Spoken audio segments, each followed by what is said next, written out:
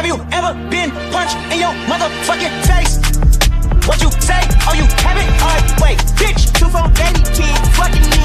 I am here, ho, ice cream, booger, butter, kiss, Sub-Zero, no, ho, boogers in my clique. We don't fear, ho.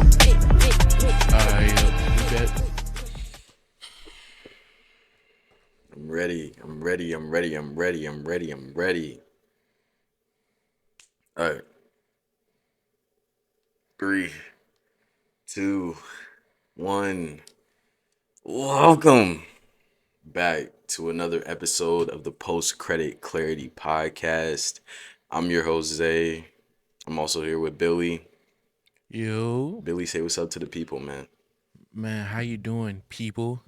People that watch this podcast, yo, our lovely audience of Facts. 1 million people.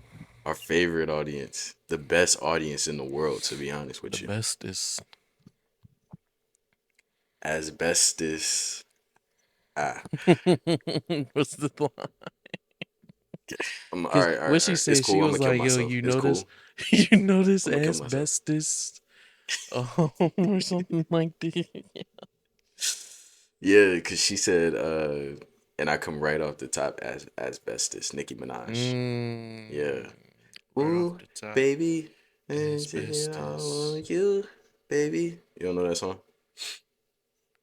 No, I know the song. Oh, okay. I was just making sure. You know what I'm saying? Very You know, just making sure you still had your black card, you know, similar to a character in the film we're about to talk about. Wow, Yeah. hold on, yo, you cooked. I cooked. Wow, what a Yo, lovely transition, yo. today we're talking about one of the greatest films I've ever seen. And cinema, honestly, this is a masterpiece. niggas should get an Oscar, yo. To be honest with you, This is Tyler Perry's, you know, crown jewel.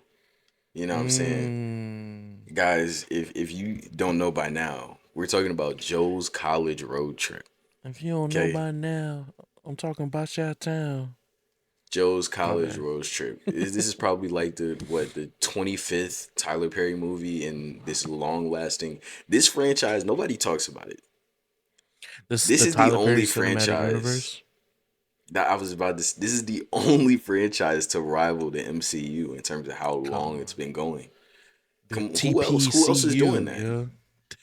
Who else is doing that, bro? It's Tyler Perry all by himself versus the MCU. Come on. Do you know what's funny? As I was watching this movie, Tyler's character plays a lawyer, and he's been playing that lawyer since like Diary of a Mad Black Woman and The shit same like that. And I'm like, exact whole time I was there thinking, I was like, yo, he really did well for himself. I was thinking back at the other movies, like, hold on, yo, wait a minute, yo, you been working hard, yo. American Dream. Yeah, bro. Tyler, I think what's interesting about Tyler Perry's character is that he plays like the one black man in the family that, you know, was kind of successful. Everybody sees them as like the golden child type. You know, it's weird that he plays that character because that's also who he is. I'm not gonna say it's weird. It's not weird. It's funny that he plays that character because that's also who he is in real life. He's like the one black man that got out, and like a lot of what this movie is and a lot of like what his movies have been like his experiences with life, and he's just putting that on screen. Now, whether you enjoy it or not, whether you're entertained, that's a different question. But that's everybody is really. It's just that yeah. he does it in this weird way of like a Tubi movie that cost a couple $1 million. And it's like this weird medium that he exists in because he's spending money to make these productions, and it clearly costs like way more than I have access to. But when you put it up to like a regular Tubi movie, they look the same. Like if I were to compare Diary of a Mad Black Woman to Joe's Vacation, like the cinematography totally different. Yeah, it's crazy how, like, if you look at Tyler Perry's past movies, now while they still have the same writing problems, character arc problems, all that stuff, it at least looked like when you watch Why Did I Get Married, that looks like a movie where he at Bro, it least looks like tried. a good film. Yeah. He at Bro, least I'm tried telling to you, make it the look like a moment good movie.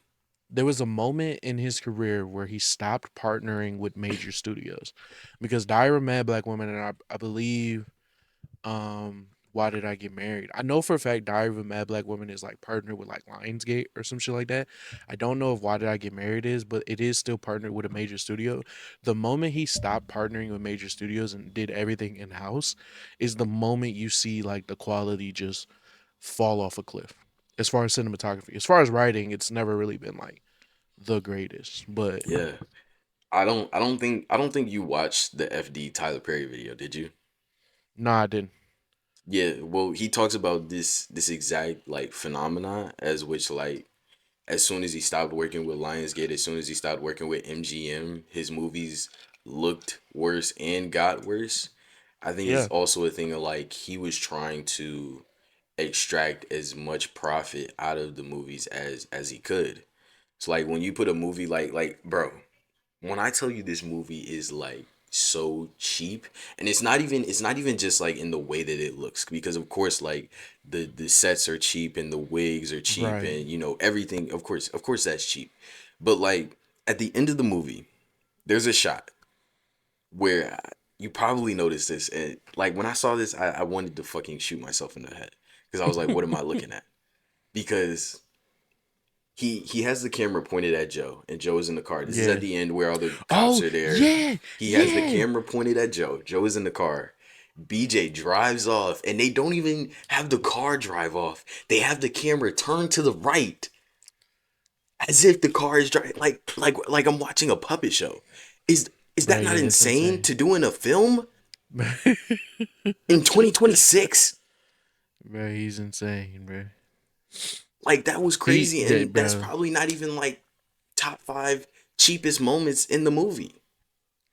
bro. Tyler Perry is such an interesting person because, like, technically, this film is like a technically sound film as far as writing. It follows all of the rules, like the setup, you know what I'm saying, like all of the technical rules it follows. I would disagree with that, but But I'm gonna let you get your point off. Like I'm gonna let you you cook. know what's funny? I was gonna question that. This was Yeah, literally me leading into like us like pointing out what is the rising action, what is the cliffhanger, whatever. But this is yeah. just an introduction to that. So I think it follows all the technical rules.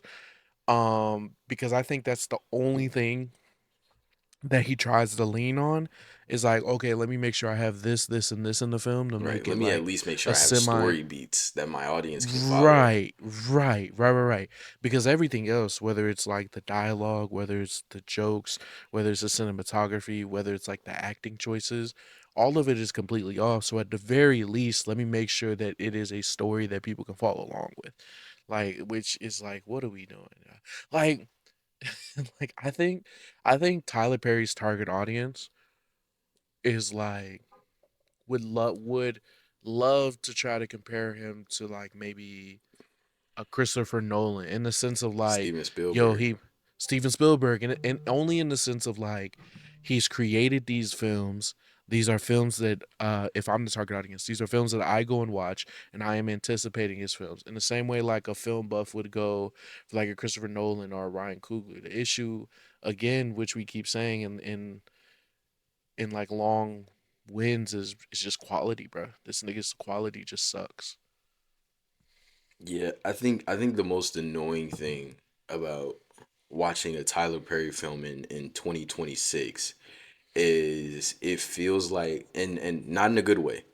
It feels like you're going to like a family cookout, and you have like your aunt, you have all these characters that you know in your family, but you have like the one you hate, and she's just talking your head off the entire time about how this generation don't deserve this generation don't deserve that. Bro, You know what I'm saying? There's bro. like four different monologues in the film where him and where Joe and BJ, and I have to be careful to say him because Joe is technically a different character, but I do feel like Joe, Medea are these other aspects of Tyler Perry's personality that he just puts on screen and like writes. But there are like four different times where Joe and BJ are having a conversation about the plight of this generation's society.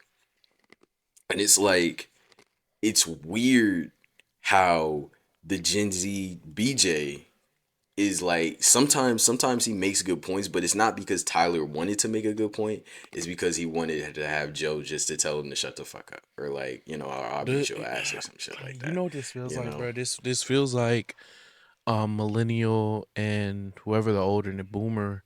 This feels like millennial and boomer porn a little bit. Oh yeah, this is Cause a like circle jerk, anytime, isn't it? bro, anytime you make a movie where the main conversation in the movie is, "Oh, you younger generation ain't da da da da da," it doesn't come across as the way that you want it to come across. One, and the only people who are enjoying this type of rhetoric are the people who already who already believe this type of rhetoric. Like Exactly.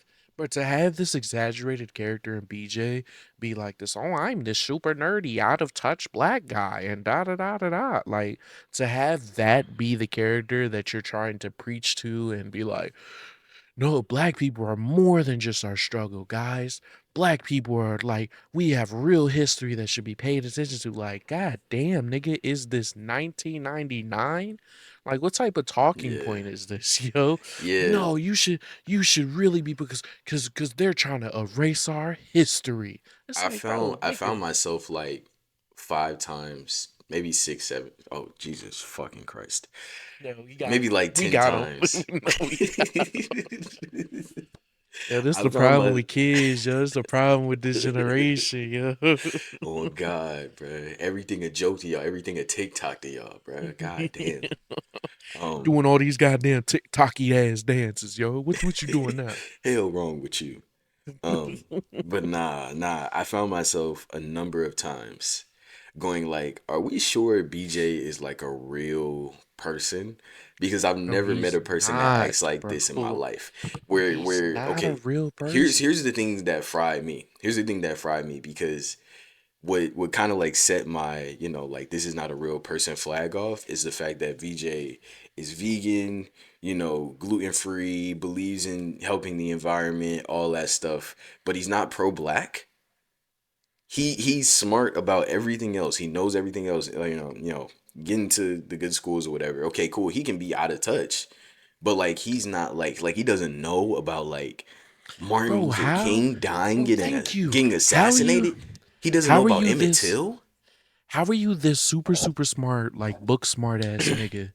Even if the way they set up the character was like, yo, he was in this private white school surrounded by he was the only black person in the school. So one, he was the only black person in this private white school, this wealthy white school. And two, his dad didn't go out of his way to teach him this. Even if both of those things are true, hello, the internet exists. If he's graduating this year, he's experienced Trayvon Martin, he's experienced George Floyd, he's experienced he's experienced all of these things. That what did he just ignore them? He was just like, you know what? Exactly. I'm gonna study chemistry instead. Fuck these niggers. Like that's what he said, yeah. It's crazy because in the film they mention COVID, so we know that that's like a real thing that happened and not So like an we know they alternate went through it. universe. Come It's on, not an man. alternate Thank you. universe where like they didn't have COVID or the pandemic, because some movies do that where they ignore certain things in reality, like Yeah, they'll yeah, ignore it that we have exists. cell It exists phones. within its own universe. Yeah, Yeah. yeah. This is not one of those. This is supposed to be a real It film. took, bro, it took a prostitute to take him to the library and show him basic YouTube videos to be like, yeah, this is our history. And he's like, whoa, I can't believe I was never shown this. And then all of a sudden at the end, he's like, he's like becomes the most pro black person ever. He's like, no, he gotta stand up for people. And then he tries to give the speech to niggas who are shooting at him.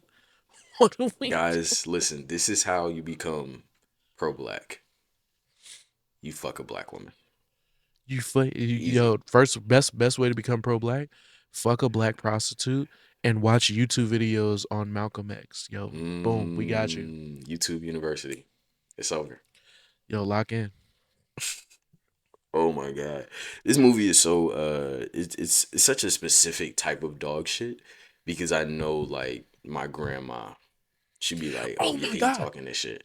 He Oh my cooking. God, He yes. cooking. Bro, I know for a fact there are older people in my life that will ignore the terrible storytelling, that will ignore the terrible character work and live only for the moments in which he like turns on the music and Joe's voice gets very serious and he's like, you know, black people, da da da da da. And it's like, yo, what are we doing?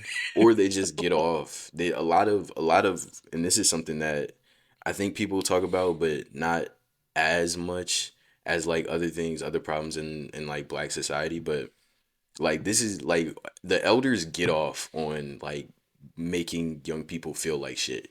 They get off on stuff like that. So when you like it's literally like we said earlier, it's like a fucking like elder circle jerk in which they're all It just is, watching bro. this young man, who which by the way they're out of touch, but they're watching this young man just get fucking pissed on Bro, the entire film. BJ represents everything that they assume is wrong with the youth. Like Exactly. we're not even like the youth, mind you. We're both in our 20s.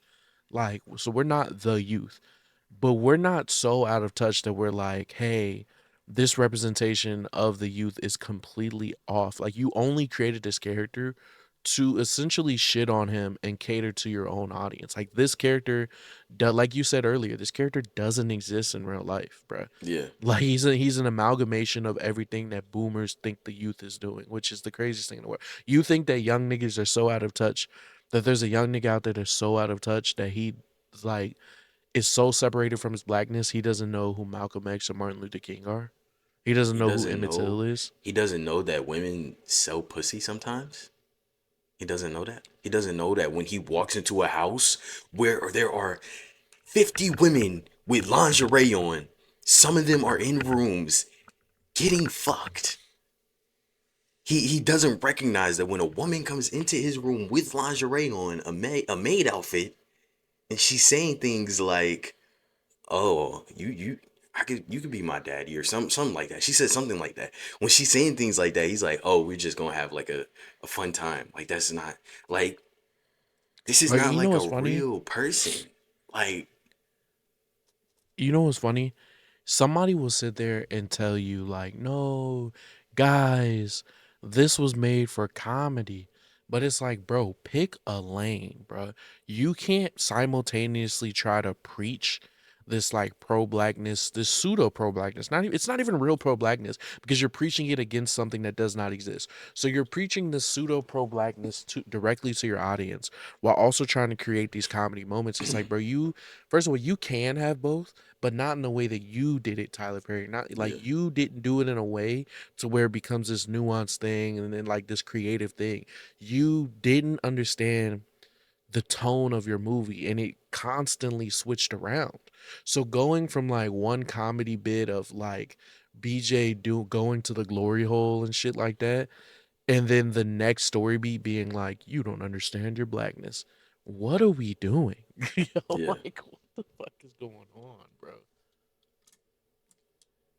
Yeah, it's like it's certain things that I can believe, like BJ not knowing what a glory hole is. Like I get that. That's not like a, common thing these days. I wouldn't say like it's not like, oh, like niggas know what glory holes are. Like I can understand him not knowing that because it also says Bro, penis dryer. the setup of the joke was this is a penis dryer. He put his dick in there and got it sucked. Your dick is not dry. So like at bare minimum, you know something is off. Uh, Bare minimum. Bare minimum. penis If you're dryer. supposed to be, and I get that because what I'm about to say, I understand what the counter argument to it is. Because if you're supposed to be the super smart nigga, why the fuck you sticking your dick in a random hole at a gas station? Yeah, But the counter argument to that would be like, oh, he's like super book smart. He's not super street smart, which is why he's going on this trip with his grandfather Joe to kind of help usher in that street smartness, which he yeah, doesn't even get at the end of the movie.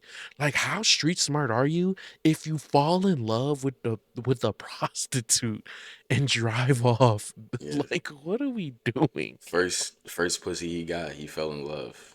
I know that story, man. No, this like what? God, we all know that story, man. We all know that story. Yo, Respect to my brothers that are in the struggle right now.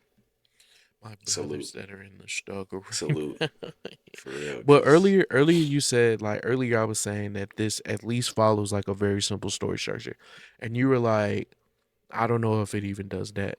So I was gonna do this thing where we took the basic story structure, the basic story pyramid, and tried to see if we can attach story beats to this pyramid, just to see mm, if at a basic level this is like a solid story, right?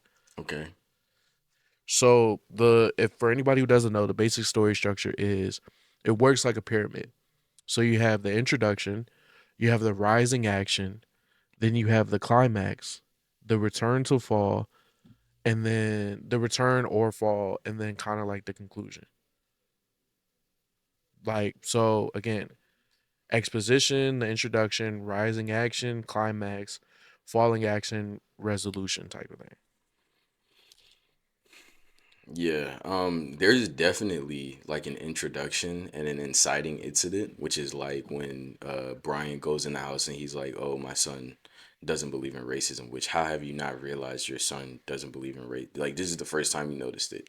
Are you Yeah, this is serious? the first time you notice it when he You kidding me? questioned whether or not he was like the first time you noticed it was when he was like HBCUs, tuh, that's racist. Like that's the first time you noticed, oh, this nigga is a little off.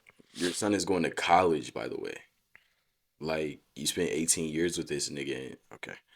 Also, terrible, terrible fucking. We have to talk about how bad Tyler Perry writes fathers. Outside of Daddy's Little Which Girls, phenomenal movie. yeah, good movie, good movie. But like outside of Daddy's Little Girls, like he does not know how to like, oh yeah, good father figure is this. Cause He would say Even Brian is a bad father figure. Like in terrible. terms of like he doesn't really stand up for his son in the beginning when he's talking to them, talking to Medea and Joe about his son. He doesn't really stand up for him. He's more so like, oh, this is this, that, and the third. And then he sends him off with his own abusive father and doesn't make his abusive father like have any accountability at the end of the film, like at all. He has a bunch of cops behind him and he's not doing anything. Okay, cool, fine. And I don't know where the mom is. I don't know. Do we know that? Well, technically within the beat of the story, like within the TPCU, if you remember, his mom used to be a former crackhead.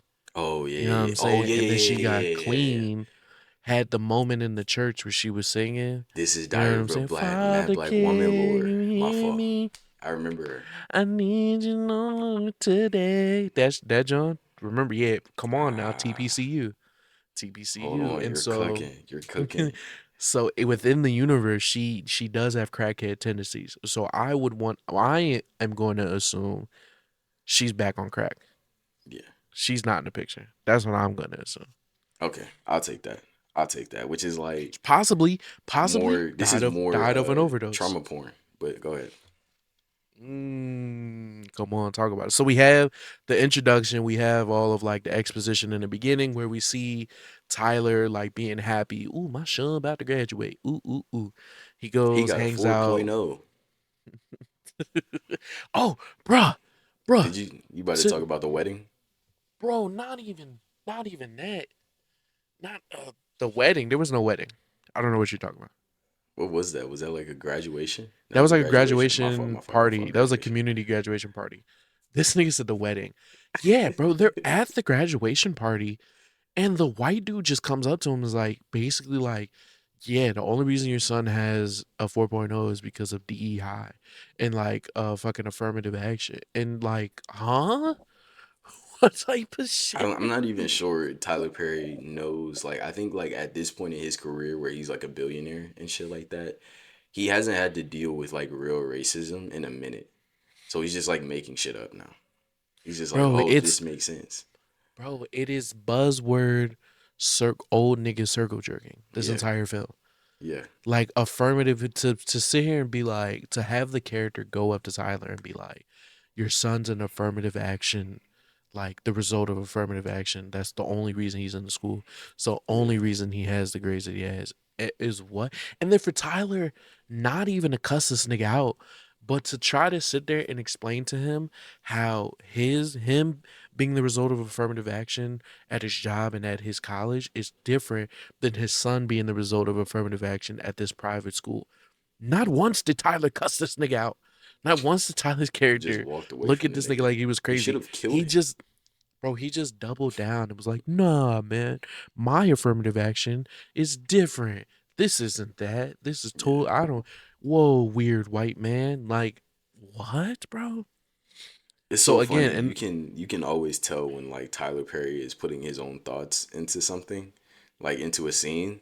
It's immediately like the energy changes. He does like the weird like sassy, because he has like a sassy version of himself that he becomes in these films, and it's and what under the he's like guise of trying to comedy. explain.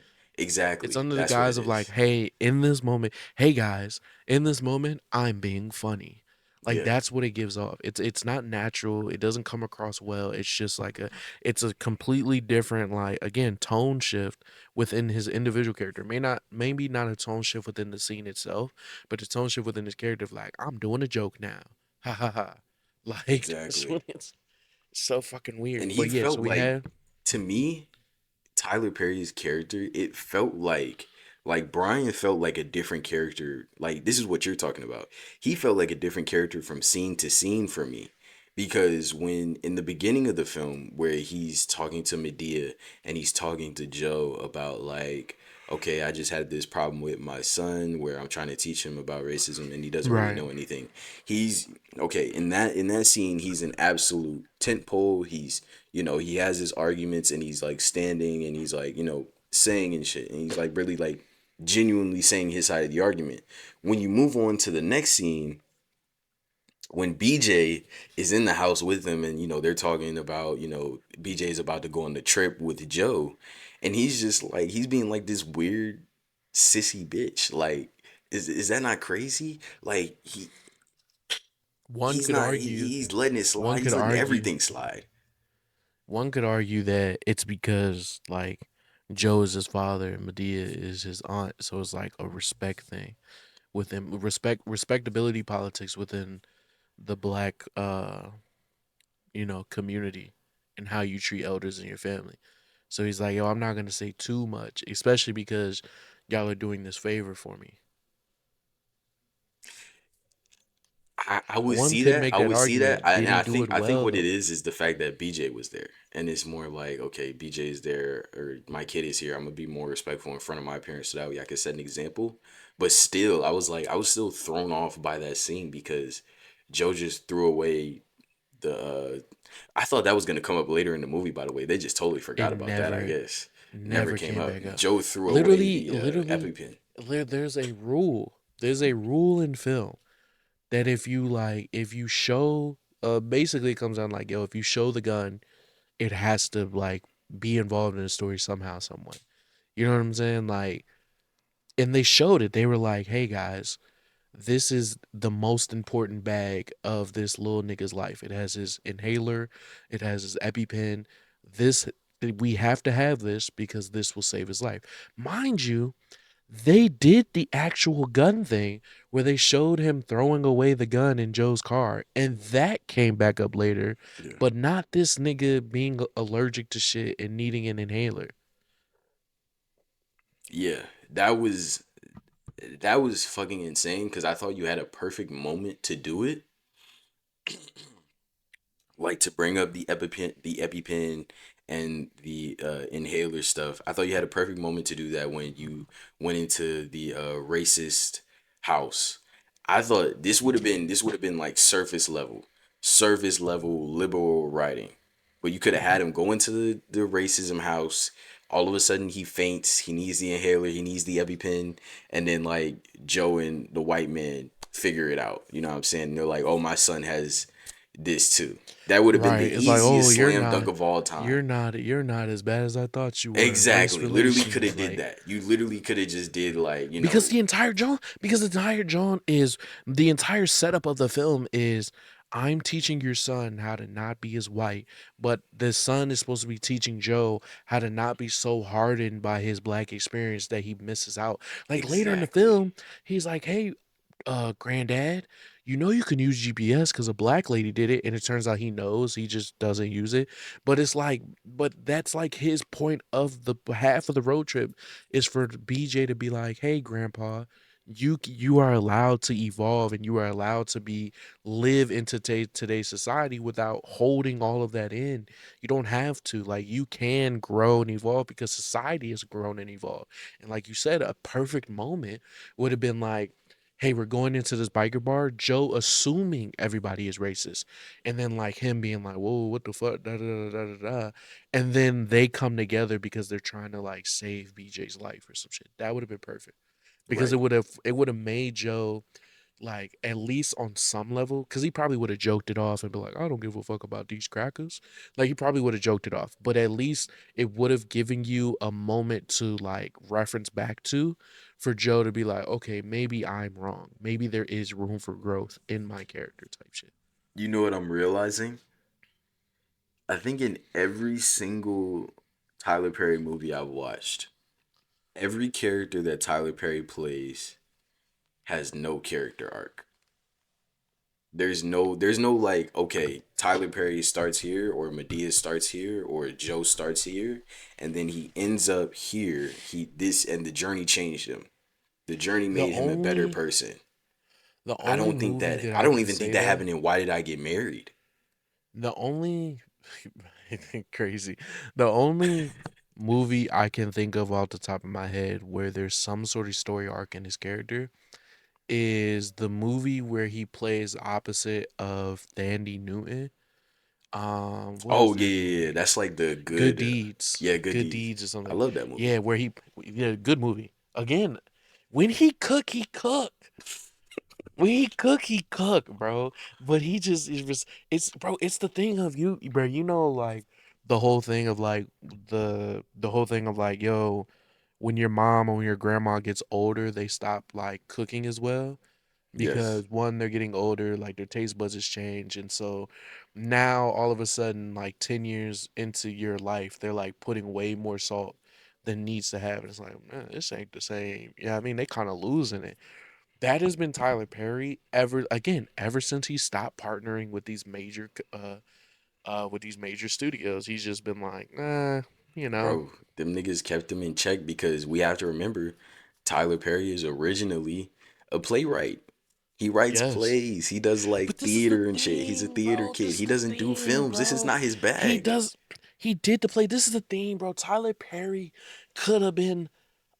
I mean, obviously he's a billionaire, he's doing his thing, but he could have been amazing. His story is crazy. He goes from funding his own plays. He does the plays, they become successful within the Chitlin circuit. A studio takes the risk on one of his plays and adapting it to the film.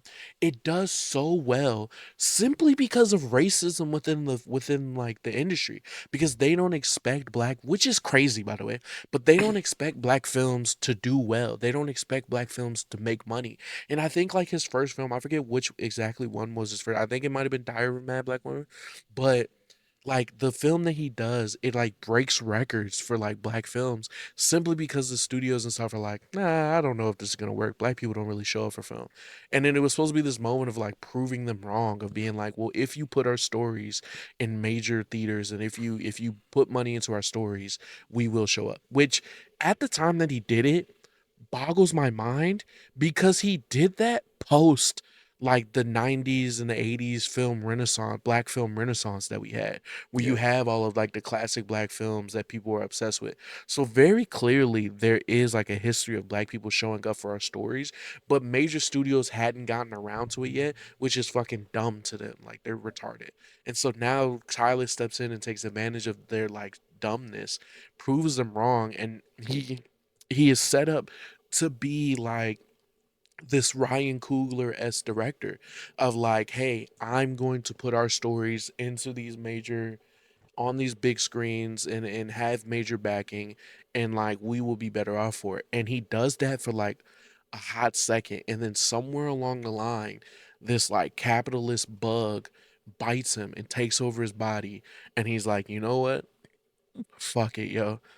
I'm like everything is in house. I'm doing all of this myself. I'm funding it myself, and then it has just gone downhill from there. He only relies on the worst type of stereotypes when it comes to characters. He rarely does any like actual character work as far as like a character arc. Like you said, any character that he's playing doesn't get an arc for real, for real. And the people that he's not playing, the people that he's playing opposite of, the arc is very shallow. Like if we go to Joe's vacation, BJ's arc does not make sense. It's super shallow. Like it's just like it's simply there again. We keep going back to this. It's there to be this old nigga circle jerk. Like and he's insane. Tyler Perry to me is like this weird experiment that like left the lab and went wrong. And it boggles my mind every time he puts out a movie and it's successful. It truly boggles my mind.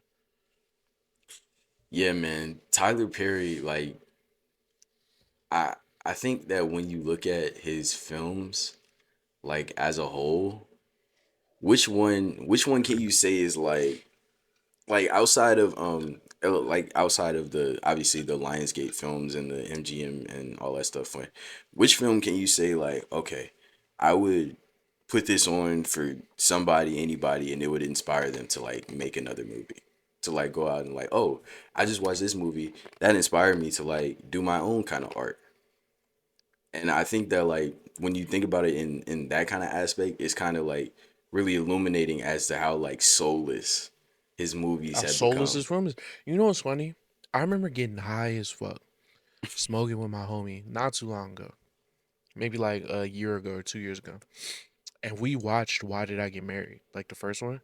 Yeah. Because you said outside of the ones where he partners with major studios, but this obviously is one that he partnered with a major studio for.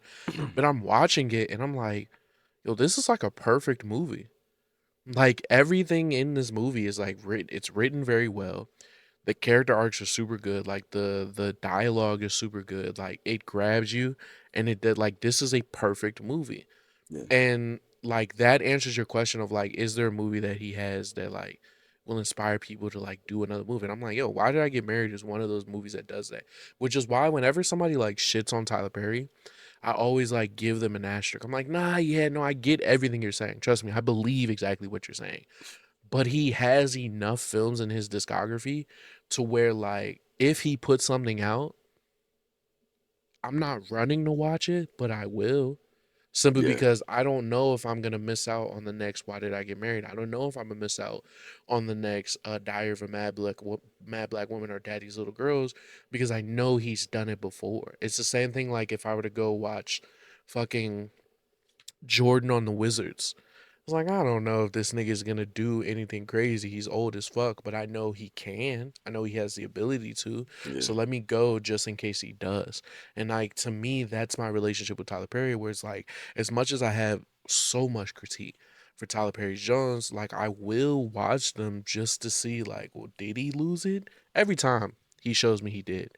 But like there is a small morsel of hope in the back of my mind to be like, well, maybe he didn't. I don't know. You know what I'm saying? Yeah. I'm not gonna lie to you, bro. I definitely forgot what I was about to say. So I'm definitely gonna I'm gonna Yo, make something up. can I I'm give gonna you make a lore something up. drop? What's up? What's up? What's up? Yo, I had an opportunity to like work for Tyler Perry Studios that I like turned down What simply was because it? I don't fuck with Tyler Perry. Yo, he would have made you take that shirt off. It was just like one of them things where like, cause I'm down here in Atlanta, so like everybody is connected to everybody. So there was this one person I met that was just like they're I'm cool with them or whatever, and they were just like, listen, I know like you talk about movies, you write movies, you do all of this stuff with like you have aspirations of being in an industry type shit. I can get you a job at Tyler Perry Studios if you want, because I work over there. I do this, da da da da. Just put the application in and I'll let somebody know. And I told them I was just like, yo, that's love. I appreciate that you even thought of me, but I refuse to work for Tyler Perry Studios. That can't be your Like I first opportunity. Cause every single person that does like the Tyler Perry films, that does like one of these like small time films, you never see them make it up into like the big leagues. You never The see funny them thing get there is, the because funny thing is, these other it studios don't wasn't take him like serious. they don't take him seriously, but also like it wasn't like an acting job. It was like a behind the scenes job, which I Hmm. was explaining to somebody the other day, where it's like even though Tyler doesn't partner with major studios, he has a lot. So like there are other I believe somebody correct me if I'm wrong in the comments, but like there are other there are Our many fans. yo, Correct us if we're wrong in the comments, yo. I hate that you started laughing.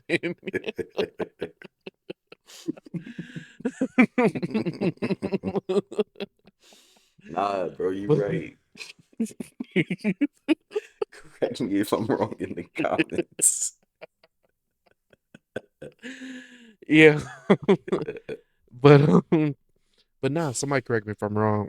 With Tyler Perry specifically, but he does have like a big lot, so there are other productions going on. So being behind the scenes, it does like working for any studio. You do have the opportunity to network and stuff with other people who have experience with other studios. So it could have been a possibility of me like starting at Tyler and then branching off into other Jones, but I'm just so against his like the way that he does shit, the Yeah, way that he operates within the industry that like I don't know, I just didn't take it. yeah. That's fire too, by the way. But I wanted to say one more thing about the movie. Yeah, I mean, I have like five more things to say about the film, but One more thing about the movie. This pod is only about the movie. Oh wait, hold on. Before we move on, I have one more. We're only talking about this. nah, we no.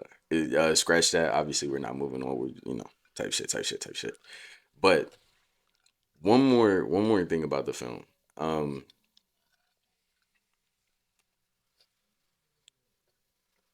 wait. Oh, okay. I remember. Cut that space out, bro. Cut the space out when you edit in this. I'm Cut the not, yo. space It's out. staying in, yo. You're staying in. It's Damn, I look staying like an in. idiot.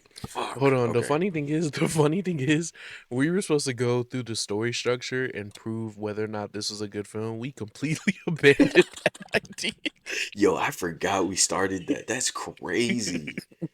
That's insane. Yo, completely abandoned it. Yo, who else but us? Yo, great pie. Bro, this is a demon pod, bro. No other pod is doing it like this, bro. Other pods they We'll follow talk a about. structure. You know what I'm Yo, saying? They not got like us. little beats in a pod that they keep up with. They consistent every single week. Not us. Yo, Okay? not us. Not us. Not us. The funny thing is, yo, hey, y'all go back to like the first episode of the year, yo. I introduced the pod like, yo, we're better than all these. Yo, this is the year to show it, bro. Showing and proving better than the rest of y'all. Can't nobody touch us, yo. Best black movie pod Consist- out there. consistency, more uploads, clips. We're talking everything, bro. We ain't did nothing. We three, bro. We're 3 months into the year, bro. We ain't did none of. Bro, ain't nobody listening, yo. This shit crazy, yo. The funny thing is, bro, niggas will tell me, bro, this is crazy. This is an aside. So I hope you Uh, remembered what your point was. But people will come up to me and tell me, like, oh, listen to the pod. Yo, I love this take from Zay. Yo, I love this take from you. Da da da da da da da. I'll be like, yo, love, appreciate that. And like, I'll expound on takes or whatever mhm. that are brought up to me.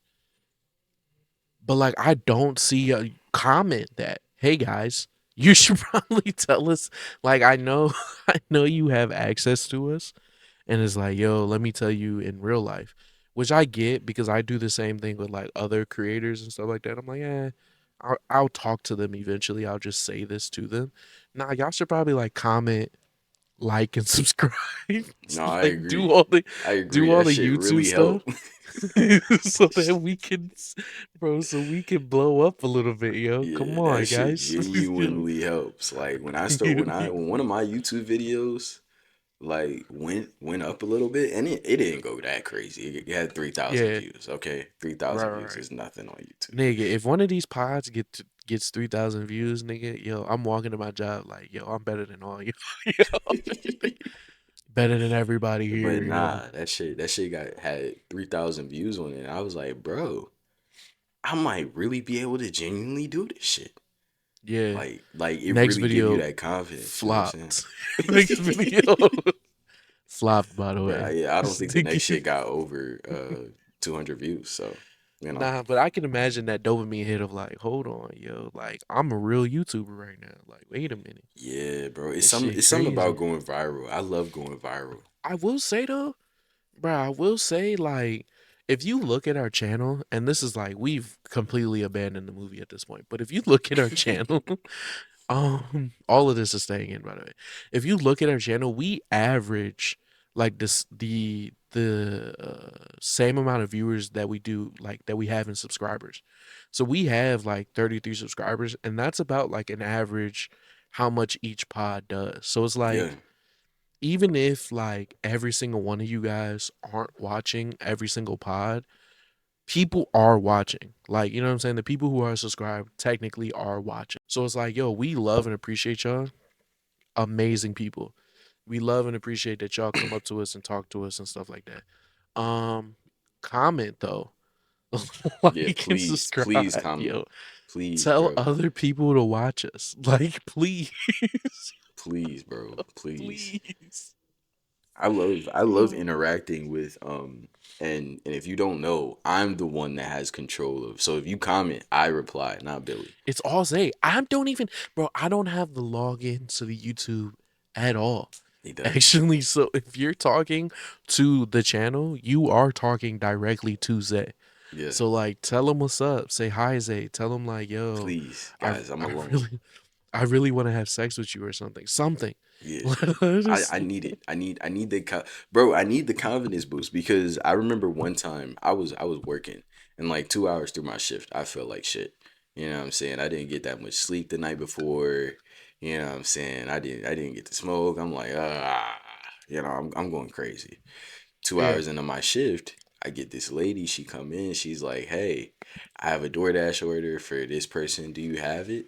I'm like, "Let me go back there and check it for you." I go back there and check on it. The order isn't ready yet. I go back out there and tell her it isn't ready. A couple minutes later, I go back there again. It is ready. I go out and hand the order to her, and she says, "Hey, I like your hair." I'm like, "Thanks." And then she's like, "Yeah, you're very handsome." I'm like, "Thanks." And then all of a Cook sudden, my Demon. mood changed for the rest of my shift. I'm smiling. I'm shaking people's hands. You know what I'm saying? I'm giving compliments. Feel me? My whole energy Hold changed on. because I got some interaction from a woman. This is So this is definitely gonna be cut out the pod. Hold on. Hold on. All right, my bad. My bad. Oh, it's real pain behind that nickname, man. all right, let's get back to it, yo. What was the point you was making?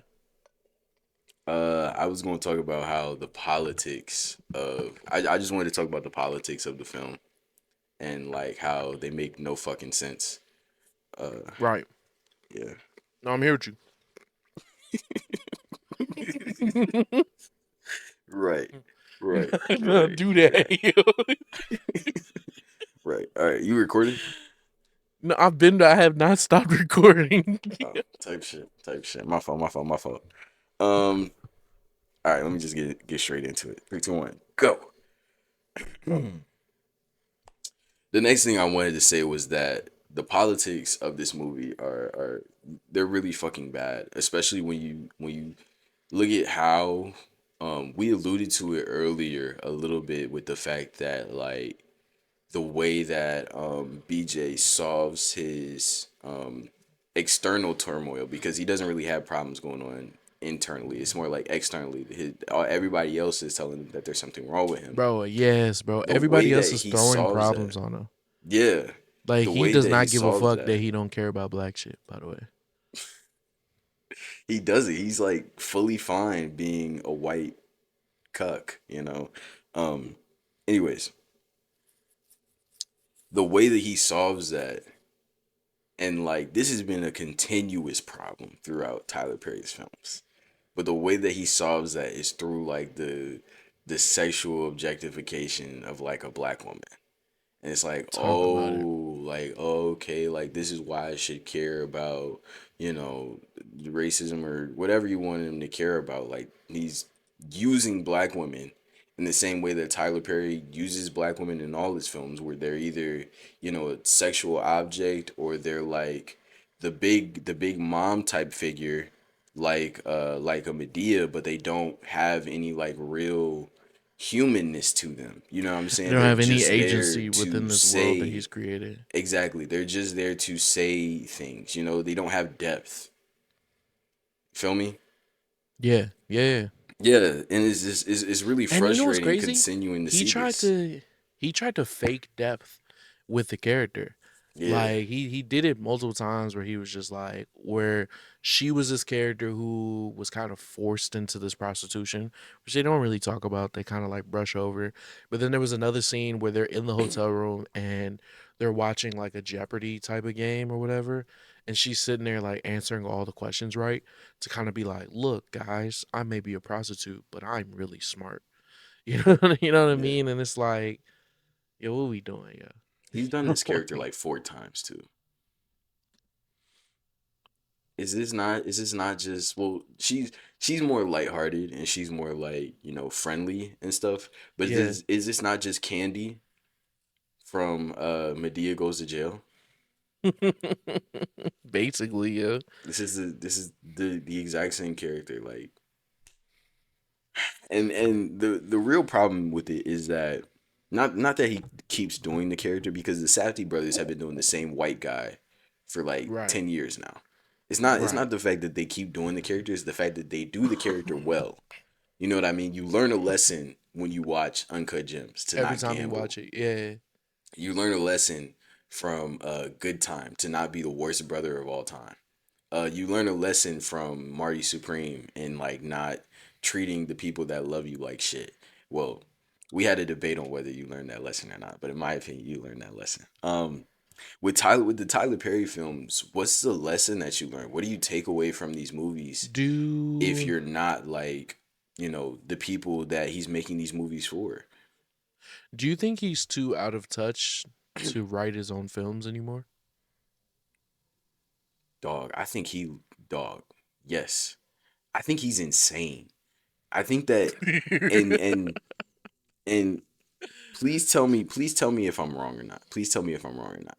But in that Okay. last scene where he's outside, and this is an aside, so that way we can get back to you know, talking about the politics and shit. But in that last scene where he's talking to Joe, and they're talking about how, oh, Joe changed BJ or whatever, whatever, whatever. If you look at his face, does he not have like some type of like darkening makeup on to make him look darker? Or am I tripping? Cause he You think looked so? I know he crazy looked in that like I know final he. scene. You know what's funny? When he during the entire film, I couldn't get out of my head. Yeah, this nigga's a billionaire, by the way. Every time he was on screen as himself, it was like, yo, his skin was just too good. It looked like he was injected with something. His face Like, looks weird the whole movie, right? yeah, yeah. Where I'm Yeah. like, nah, this nigga too rich to be playing like this. Like even the lawyer that he was playing was just like how like you have access to this entire police department in a helicopter to go find your son. Like that's a realistic thing as like a lawyer. Like what we Like doing? Yeah. 15 cop cars. Crazy. Like the only thing that made it worth it for the cops to be there was the fact that they got some people who are like sex trafficking women. Like had they not been able to arrest them niggas, because that wasn't planned at all. Yeah. So like had they not been able to arrest them niggas, they just were there to like pick up his son, which didn't happen by the way. His son was like, "No, I'm not going with you. I'm gonna drive off." Like if His I'm the son drove cops, I'm off like, with no phone. no phone. And as if I'm the cops, I'm like, what the fuck did we like, huh? Who is this lawyer nigga? Like you're not even like a mayor, you're not like somebody, you're a lawyer.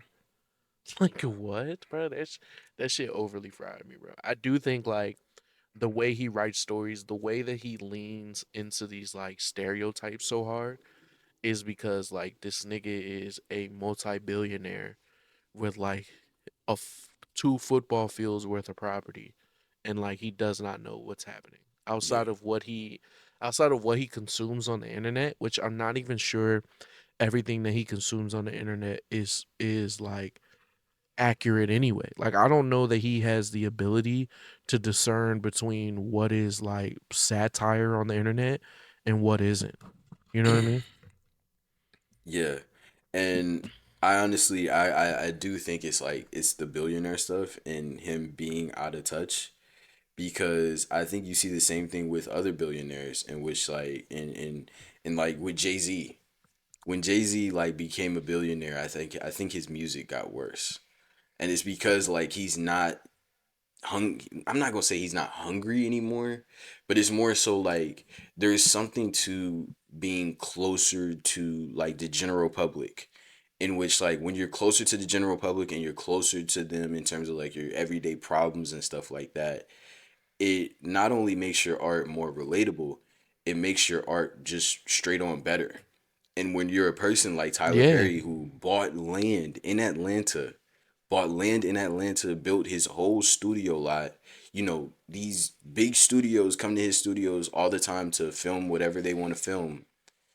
When you're that type of person, when you're dealing with that all day, the only person who can really relate to you is maybe like two, three other guys, like the head of Sony, Right.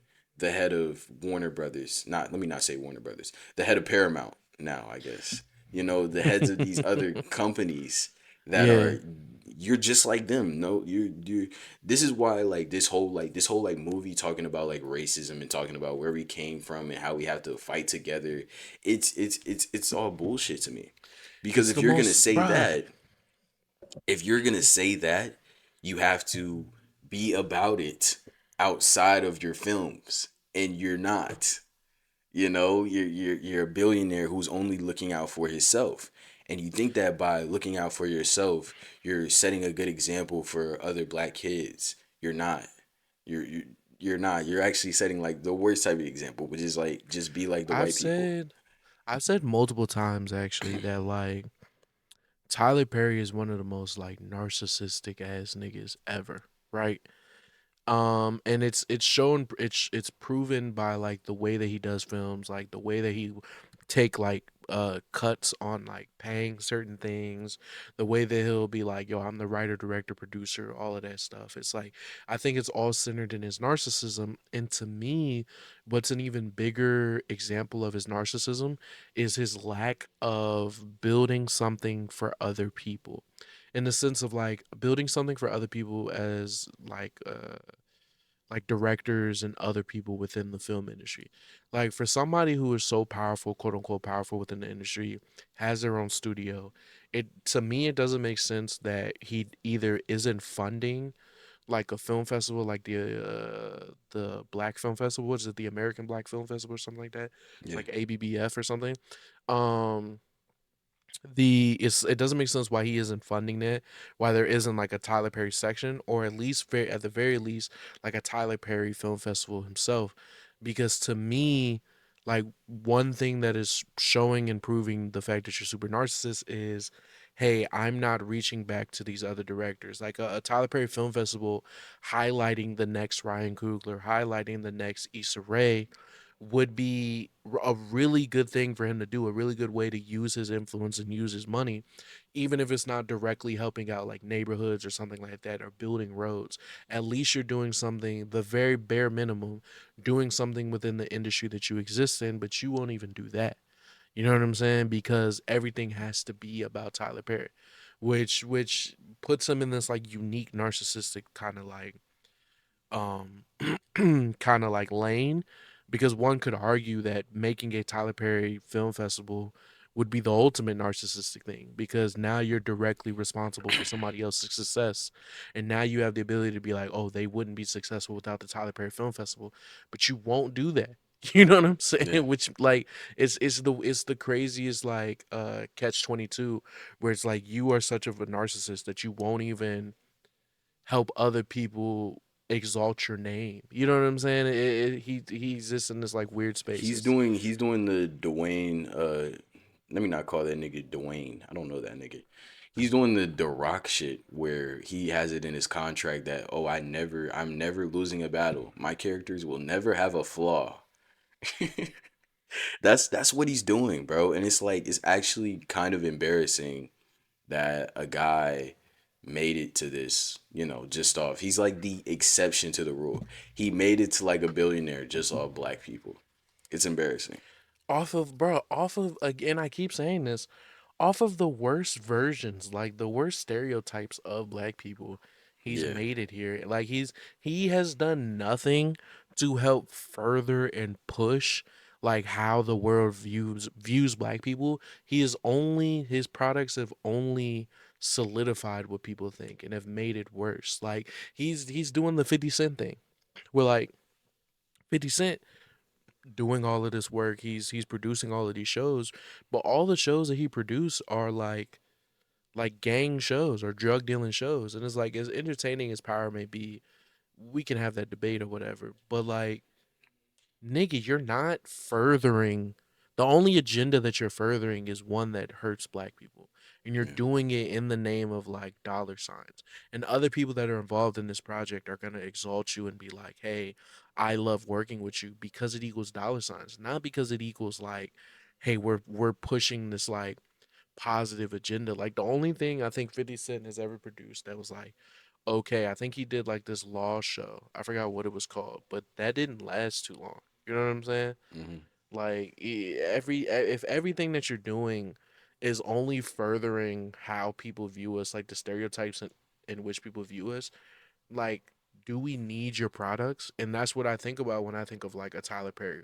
That's what I think about when I think of like a 50 Cent who's doing all of these productions, who are getting the green lights, who are getting the funding for these productions. It's like, yeah, you're getting money, you're creating these jobs for black people, but you're not really helping us. Like somebody Yeah. in Asia is watching Power and it's like, well, that's what I already thought of black people. I seen The Wire.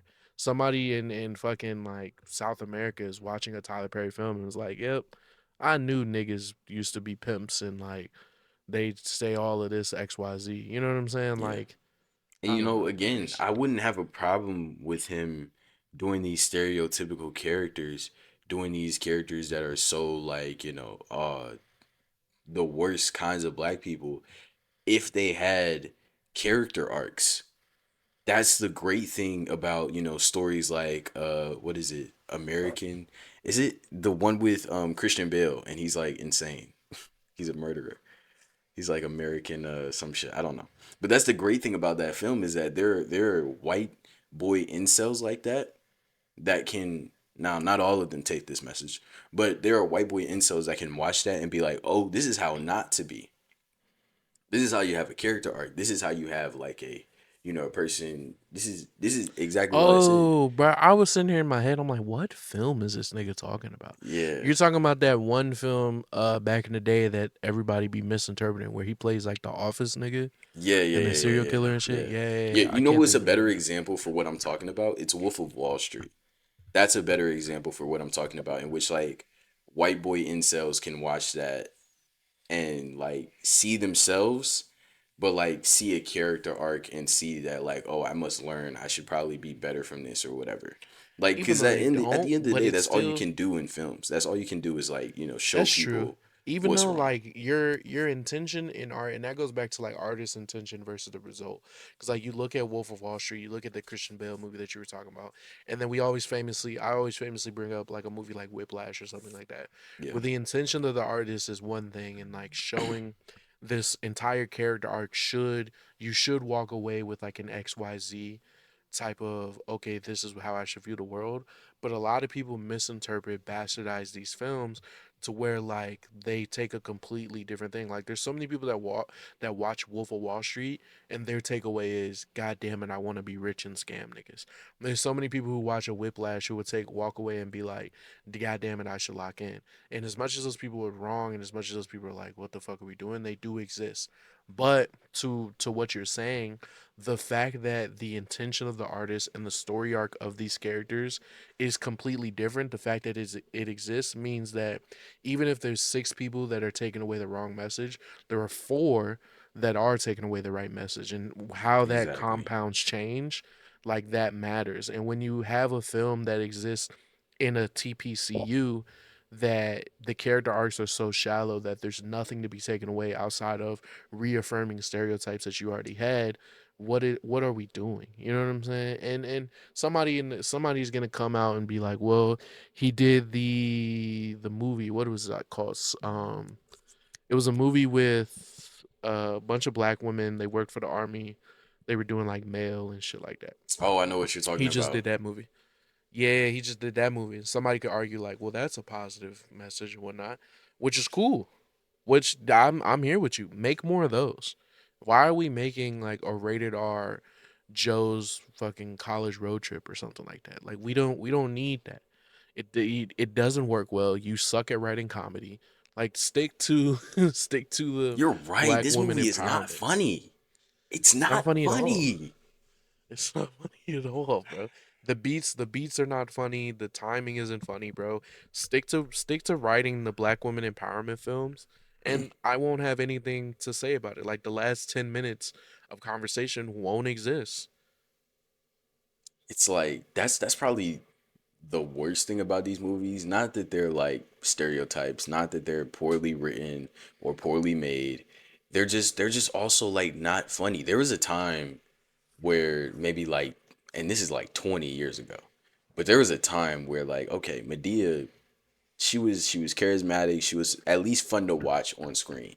Like I remember when Medea and Dr. Phil had like that little scene, and I was like, oh, this is a cool scene because like Dr. Phil is like a totally different but similarly charismatic kind of character, and seeing them go head to head in the scene was really cool. And I was like, okay, there's something there.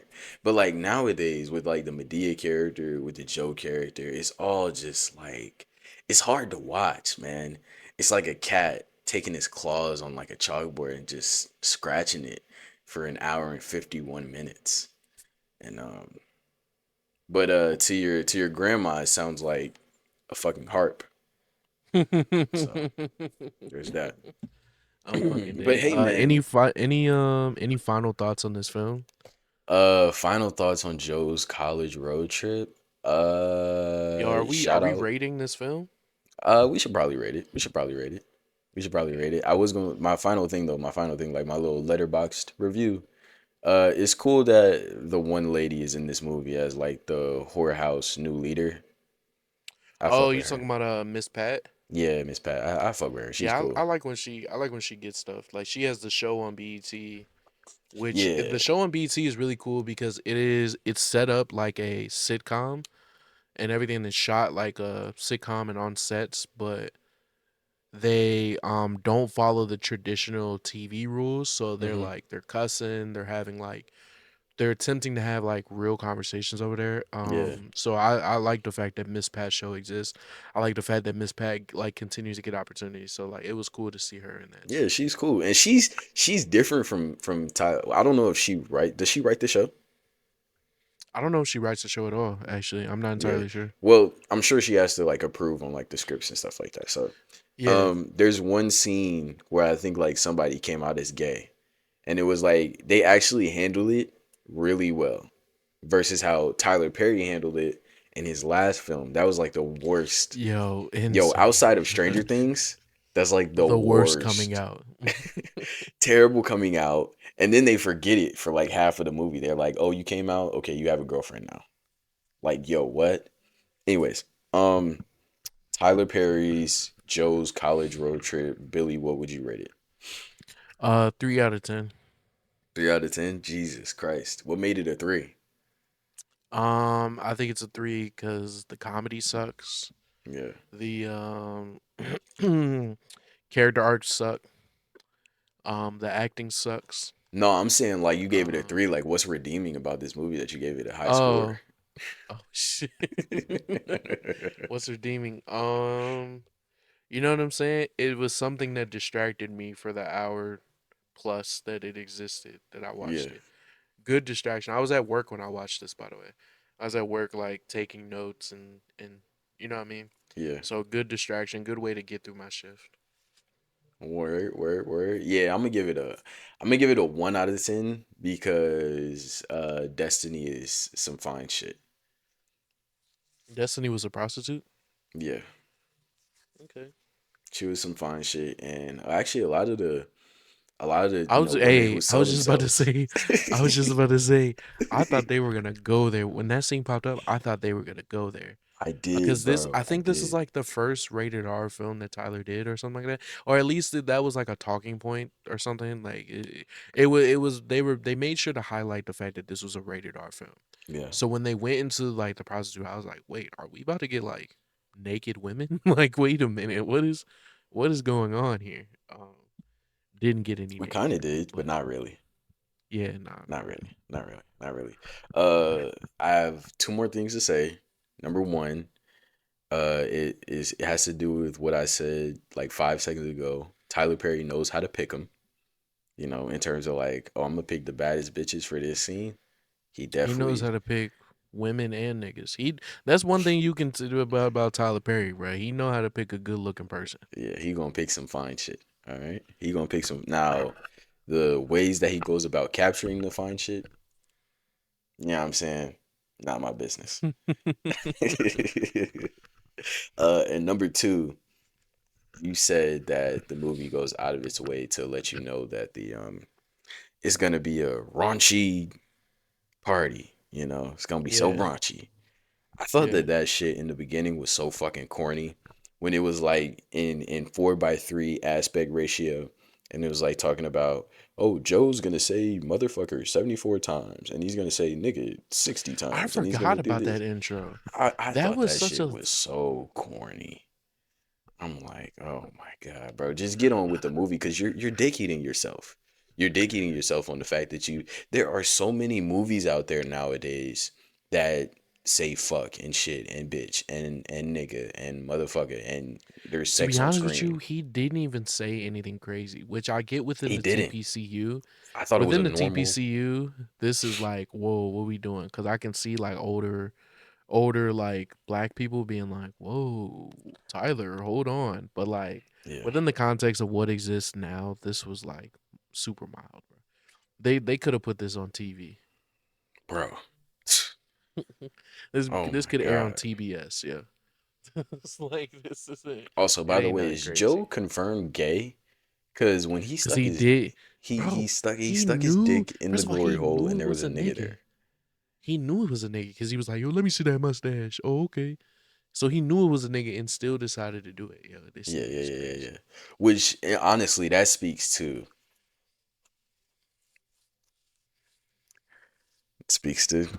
Tyler's personal life.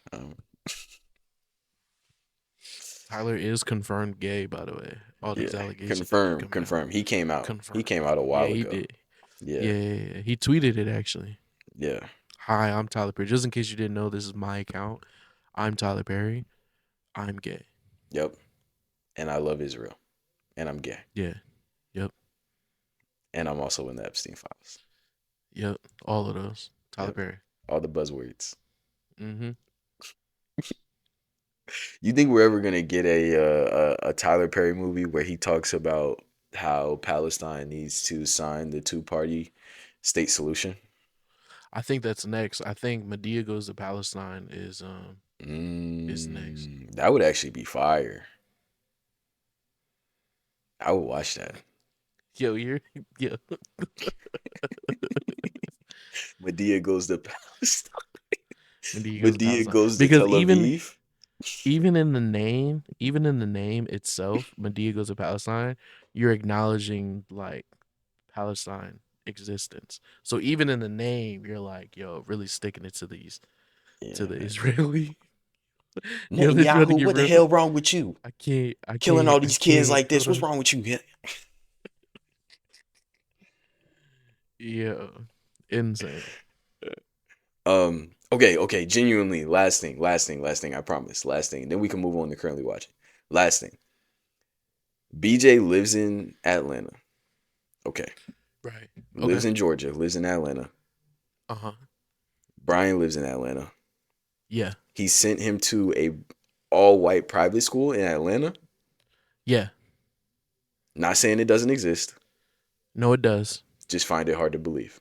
That's all. No, no, no. It's not. That's honestly in everything that was in the film, it's the most believable. Okay. Okay. I was like, there's no like There are black public ones. school that's like a good school or like okay, They my have fault. great public schools. There's depending on what district. Apparently he's the one of the most powerful lawyers to ever exist. So I'm sure he lives in a He good is. school district. So he could have went to a good public school, but there Atlanta, as much as it's like the black mecca, it's still like, you know what I'm saying? You Mm-hmm. still got your pockets where him going to like the all white private school, being the only black guy, Mm-hmm. that wasn't a stretch. And them even being like racist about it wasn't a stretch either. Like that's totally believable. Okay. Okay. I just had to make sure because I've never lived in Atlanta before. I don't know what the culture is down there. You know what I'm saying? I don't. I was like private white school in Atlanta. We sure? Okay. You know. That being the thing that you keyed in on, I was like, hilarious. So yo, white people this got existing doesn't make sense to me. this actually Uh, took me out of it. Actually, hold on. okay. Let me watch it. Genuinely, this is the last thing. Genuinely, and God then there's nothing damn else it! after this. He I'm just sorry. Rose wants to keep talking about goddamn Tyler. I'm Goddamn sorry, Tyler. What's but Tyler Perry's full name? Yo, hold on. Yo. Keep going. I have to. I would kill. I would be remiss if I didn't talk about the Joe action scene. One, how bad it was. Two, Bro, Tyler Perry's real name isn't even Tyler Perry. what is it? His name is Emmett Perry Jr. Emmett Perry Jr. Ew. But he changed his name to Tyler Perry. Tyler Perry, okay. I'll give him that. That was a good decision to change your name to Tyler Perry. Because Emmett Perry is Was it? terrible. Emmett Perry kind of sauce, yo. Nah, that shit sucks. Tyler Emmett Perry Perry might have been is Emmett like Perry might have been the new Ryan Coogler. Tyler Perry definitely is who he is today, bro. nah. Emmett I Perry. think Emmett starting with like a vowel sucks. Like if it started with like a I don't know. Like if it started with the M, if it started with the M, his name was like Martin Perry. That's better. You know what I'm saying? Nah, I'm rocking with Emmett Perry, dog. Nah, that shit sucks. Um. Anyways, like I was saying, they did like a little. He did a Matrix reference, and this was like the first time I felt like I was like, oh, he's actually like trying something here, even though it's like a spoof, and it's terribly done, and it's supposed to play The off his funny thing joke. is, I was the like, funny thing okay, he's is, trying I ain't something. even during that fight scene, bro. I stopped paying attention. So I'm genuinely shocked that he did a Matrix reference. I don't know what you're talking about. Because as soon as Joe started fighting, I was like, yo, I'm out of it, yo. I'm scrolling right now. Yeah, there's a scene where he does like the Trinity thing where she's stuck in midair and then the camera goes around. Yeah, He does that, but he doesn't even show like this is how cheap Tyler is. He doesn't even show yeah. like Joe being in the air. He just has because the camera, the bottom of the camera cuts off at the bottom of at the bottom of Joe's waist. So like when he's Yeah. doing the thing, Oh, it's like he's just standing. It could be like he's just standing on one leg instead of like them right, doing the right. actual fun camera trick where you have a person standing there and it's like you know what I mean, like Yeah, yeah, and yeah. I felt like Scary Movie would have done it better, you know. But that was the one thing that I thought that felt inspired from Tyler Perry because it obviously was inspired because it's taken from another film. So, yeah, that's all I have to say. My rating is a 1 out of 10 for this film. It sucks. If you watch Tyler Perry movies and are genuinely entertained in 2026, you gotta take a look in the mirror, pal. Uh, yeah. Nah, kill yourself. I agree. Do it. I agree. Boom yourself. Should probably chop first thing you do. Here's how you kill yourself. You don't kill yourself immediately. Okay, you don't deserve that gratification. All right? You chop each finger off at the knuckle. Put it in the Mm. freezer. Now you're Okay? cooking. Cook demon. And then you get to the limbs. You chop the hand off at the wrist. Right. Let it Right. heal. chop the Mm-hmm. elbow off at the elbow or the arm off at the elbow, and then Right. so on and so forth. At every single joint, you just continue to chop Uh-huh. body parts off until you're Mm-hmm. only like a torso. Mm. Yeah, I think you should do everything he just said. That was actually perfect. Yo, do you think there's a committee out there that just thinks of new ways to like kill yourself? I think so. Yeah, yeah. Because I was listening to the CIA agent. I know you've seen the CIA agent on your Oh, you talking about the timeline. white guy who keeps going viral? Yeah, The yeah, way they edit him is hilarious. yeah. Yeah, He's the it's funny. He's genuine, gotta be. It's gotta be the funniest shit I've ever seen in my life. genuinely hilarious, bro. But he was like talking about how there's this thing called the kill list where certain members of the CIA, of the government, FBI, and the president, they all get together and they do this thing called a kill list every week. And they say, like, these are the people that you're approved to kill. And so, like, my question is, like I just said, is there something like that, but for suicide? Mm. Like these are the ways that are approved for you to kill yourself. Right. It's like a Got you. suicide think tank. Those should exist. Yeah. Actually, yeah, you're cooking. Because there's people out there, You, when people Zay are, from Post Credit Clarity, High Tolerance, Mosaic on Instagram are cooking. this nigga doing that so my CIA agent can hear in the fucking laptop. Anyways, but nah, if you do that, because here's what people struggle with like suicide and stuff. They're like, oh fuck, but it's gonna hurt. Like fucking Rishi in the one episode of Industry, he was gonna throw himself off the balcony, but he hesitated, and then he actually did it, and obviously, nigga survived. He's a dumbass, but but he broke both of his ankles. And like, what if in that moment somebody could have said, "Yo, Rishi, I got a better way for you. It's quick, it's pain free, and it costs nothing." Hmm? Come on, You might have took it. yeah, Speaking of Industry, greatest show ever, by the way. fantastic show. I haven't watched a single episode since episode 4. How do you know? Oh, I'm like, wait, how do you know Rishi did the thing, man? Yo, Yeah, that's the episode I yo, watched, and I was like, "Fuck, man, this show is crazy." season three. I told you before, like in one of the previous episodes about the season three episode on Rishi, and then season four had an episode on Rishi. My favorite character in any project ever, yo, Rishi, yo, that's my Probably has the worst life of any character I've seen on TV ever. guy. Like, it's But not every time he gets an comparable. episode, it should be a movie in and of itself. Yeah. Like, it's amazing. He stands out. The character, the story, everything about it always stands out, bro. It's amazing. He's so special. Is that what you're currently watching right now, Billy? Industry? Yes, I'm not gonna say too much about it, so I'll bring up something else I'm currently watching because I do want to do like a season recap. The Yeah. season Which we finale, promised to do. we did promise to do that, and the season finale has aired by the time this comes out. I think it's aired at the time of this recording right now, so we will get to a like season breakdown and everything like that. Super late, way later than it's supposed to be, but it will come out. So I don't want to say too much on what I think about like that. What I will talk about though is Night of the Seven Kingdoms that just finished up recently. Mm, Great fucking show, bro. Oh my god. What a way to like I love the fact that they keep expanding Game of Thrones universe, Game of Thrones lore, Night of the Seven Kingdoms. It was like the perfect mix of serious comedy or whatever because it was marketed as like a comedy, but it really wasn't. Like it wasn't too overtly like funny, you know what I'm saying? yeah. Like it was a comedy in the sense of like what we've seen previously from the Game of Thrones universe for sure. Definitely lighter hearted, but it had its moments where like you're locked in. It still showed people dying. It still showed like everything that you love of Game of Thrones. So I'm definitely excited to see like where the story goes.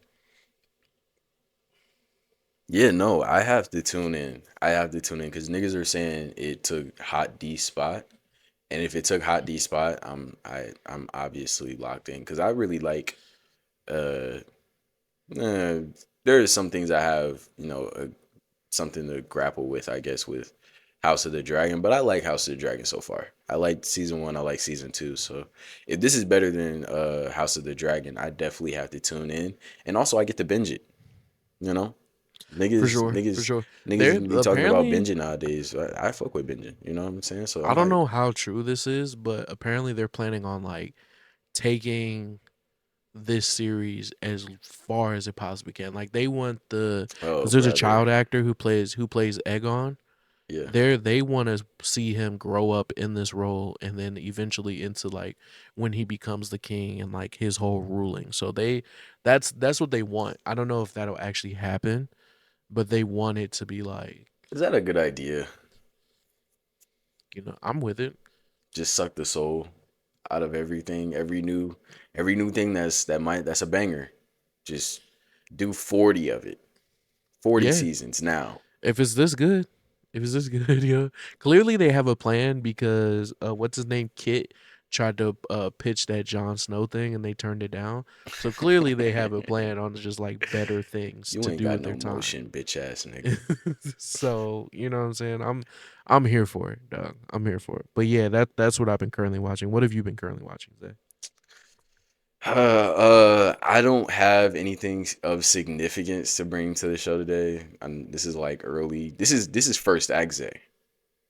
This is first act Zay, where he doesn't have anything to bring to the show. But what I do have is a ton of trailers. You know what I'm saying? A ton of like movie news that we can talk about. First trailer, something that is very near and dear to my heart. Backrooms trailer dropped this past week. I thought it was really good. I liked it. I thought it was like surprisingly efficient in setting the tone, setting the stage for what this film is going to be if you don't know what the backrooms are, if you're For not sure. like used to this world. For a nigga like me, I've been Which locked in I on don't backrooms for know. a I don't long time. know if you would. I don't know how you exist on the internet and don't understand what the backrooms is. Don't understand one the lore behind it, but Yeah. also the way it's expanded on the internet. Like my favorite thing used to be watching how people expand the lore of the backrooms, like Yeah. on the internet. Like back when, bro, back when like TikTok was slowly changing from like a dance app to like, hey, we're putting actual content on here. I used to love watching like the backroom TikToks. You know what I'm saying? Yeah. Like, and that's even like still years after like me diving into it on like YouTube and stuff like that. And like backrooms have been around for so long. You know what I mean? Yeah. It's strange that like I've seen a lot of people on the timeline who are like in my age range or even younger be like, what the fuck is this? You know what I mean? Yeah. And that genuinely reminds me like every single day, like no matter how much I think that a concept or an idea on the internet is like widely known, it's more likely that it's probably not, because everybody has their own like subculture and like niche thing that they do. And it just so happens the fact that it might have like a million people who are in that niche, but like there's still like a million bajillion gazillion other niggas in the world that have no clue what that shit Yeah. is. So yeah, but Speaking of currently watching, bro, I have been watching this YouTube channel. I can't think of the YouTube channel's name, but they do like deep dives and like mini docs on like the craziest, wildest thing. I just seen a 20-minute video of this town in Arizona that is nicknamed Crinkle Camp. And the reason that it's nicknamed Crinkle Camp is because there is a subsect of furries that exist that are like adult people in diapers. So ew. like they solely exist, right? Their shit is I one dress up as a furry, but I love dressing up as a furry in a diaper. And what it does is it's like it's not fetish things or anything. Like it's not like a sexual thing. It's truly them like reliving childhood or things of that nature. You know what I'm saying? Mm. So it's like, bro, it's a whole town. So where like the nigga in charge has been slowly buying up property in this small town in Arizona. And like at first the people there were like, I don't know, this seems weird, like the baby furry people, whatever, yo. But then now the town embraces them because they're adding like stimulation to the economy within this small town. Because the average age of the small town is like 60 or 70. So everybody's pretty much it would like had the Crinkle Camp niggas not come, this town would have died off. You know what I'm saying? Mm. So but because they're there and because most of the people who are into this thing as like a lifestyle are like people who are well off and have like remote jobs within tech and stuff like that, they have like stimulated the economy of the town like tenfold. You know what I'm saying? It's the strangest thing in the world. I just started another one that this YouTube channel is doing on Mini Kiss. Mini Kiss is a Kiss tribute band where they dress up as the Kiss people, but it's all little people that do it. And like What? they bro, it's insane. Dog. It's the most insane thing. It is by far the most entertaining YouTube channel I've come across in so long, bro. Yeah, nah, not my bag. You know what, Billy though? I'm hype you're enjoying it. I'm having a great time. So what do you specifically enjoy about these? Like what do they is it because they show you something Bro, different? it's Like what is it? no, it's literally that. Like, bro, I like watching shit that is just out of pocket.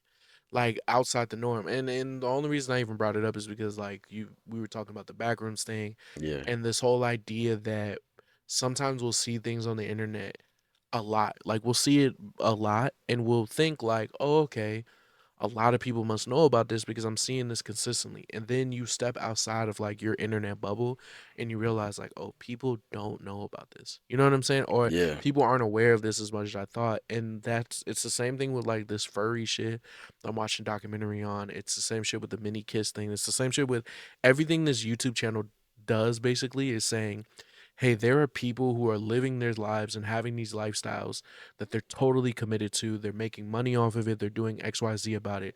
Let me present it to you because I know you don't know anything about it. You know what I'm saying? Like I said earlier, like Crinkle Camp didn't know it existed. Mini Kiss had no idea they existed. Like this shit is just like this fascinating nugget on the internet that I'm just like, what the fuck is happening? I also like it because it reminds me of like early YouTube shit, like early internet shit, to where like when we and this goes back to the back rooms when the internet was like early, when YouTube was early, when Reddit was early, when all these things were like super early, there was this almost like what did they call the niggas who participated in the gold rush? Fucking Well, like Cowboys? What? I don't know.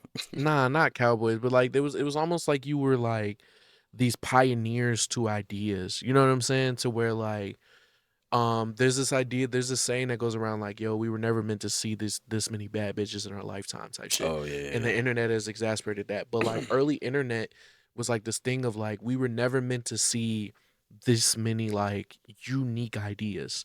And being a part of like that early internet wave of discovering new shit, it's totally different than what it is now. Like I don't know if I get the same feeling of like discovering new ideas or discovering new things that I did. And part of it has to do with youth, I think, like, you know what I'm saying? But like Mhm. also just the age of the internet, you know what I'm saying? And Backrooms was a part of that. Looking finding rabbit holes to get into like Backrooms lore to me was like discovering like what the fuck is this? You know what I'm saying? And then over the years, like I said earlier, seeing it grow and grow and grow to the point where like A24 is doing a major release on Backrooms is insane to me. You know what I mean? Which again reminded me of this YouTube channel, which kind of like itches that same part of my brain of just discovering new things on the internet. I don't know. I think it's a lost art. Like we're so used to like waterfall content, we're so used to algorithms building things for us that like we've lost our whimsy with the internet and being like, Yeah. hey, I'm discovering new ideas and being shown things that are like, what the fuck is this? And engaging with them in a way that like sparks interest and not engaging in them in a way that's like, oh, I'm mad at this or I have a strong opinion about this, which I think is what the internet has become lately, which is, hey, something happens, I have to tell you my strong opinion on it, as opposed to something happens, let me look into this and engage with this idea like in a more natural way. You know what I'm saying? So Yeah, and that's I find that's my problem a lot of the time on the internet because I see that like you have people who are like these niche micro celebrities to where they have like 10K followers on Twitter or they have like this or that. And it's because they play into what you're talking about. Like as soon as something comes out, they have like an immediate opinion on it and they have like an immediate like something to say. And I think that like with me personally, because I don't operate that way on the internet, I see something, I see like a trailer or I see like you know some news or whatever, and I do take like a couple minutes to like process it. Like I'm not gonna lie, I do like try to like engage with it as long as it's not like, you know, trying to rage bait me. I do try to engage with it in good faith. But I don't think that that's how you get engagement on the internet. It like I think that the people that do engage with things in good faith, that's like that shit is like few and far between, yeah, you know, to where you'll see a person that's actually like, oh, I'm gonna try to interact with the idea of whatever the art piece is trying to tell me, you know. It's rare. It's more so the other way where people are like trolling and trying to kill you and shit. yeah, fuck the internet, yeah. Yeah, facts. Yo, fuck the internet, nigga. Um, You wanted to talk about movie news and stuff like that? yeah. There's some more trailers that dropped. Last week we had Toy Story 5 trailer drop. I'm gonna be there. I'll be set. You locked in for that? Honestly, there's like they know what they're doing with IPs. You know, Yeah, first I first can't Toy say I'm Story locked came out in. in like 96, 97. So I Toy Story has existed my entire life. I'll be there. Yeah. I'm gonna definitely be there. Like I'm gonna buy the ticket, of course. I'm gonna buy the ticket. But can I say I'm truly locked in for Toy Story 5 and it's about like technology? Hmm. I seen these niggas try to interact with the technology thing in Incredibles 2. That was dog shit, you know. That wasn't a good film. That wasn't a good follow-up. So, hopefully they do better here. I like the Toy Story series. I think 4 was more fine than good as compared to the rest of the series. I think Toy Story 1, 2, Yeah, and 3 are like perfect trilogy. cinema. You could Yeah, put that yeah, up yeah, against any trilogy, live action, animation, it don't matter. You know what I'm yeah, saying? One of the best trilogies ever. And then 4 was like, oh, okay. Like this is not obviously not of the same quality of 1, 2, and 3, but it's still watchable, you know? right. So I'm excited for 5. I hope it's good. It's probably gonna do a gajillion dollars. It's gonna do something crazy. But yeah, I'm excited for Toy Story 5. We also had the Mortal Kombat 2 trailer. I thought the Not first excited for movie that. was, you said what? Not excited for that. Yeah, I wanted to expand on that. I thought the first movie was absolute dog shit. Terrible, terrible fucking movie. But the first 10 minutes with like the scorpion stuff was really Yeah, cool.